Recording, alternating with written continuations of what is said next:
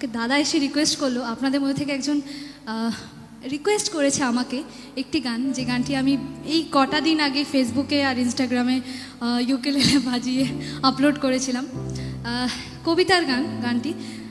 পরে গানটা ধরবার আগে, পরে গানটা লতাজি এবং মান্না দে স্যারের গাওয়া একটি গান, এবং বাবার পছন্দের ভীষণ গান।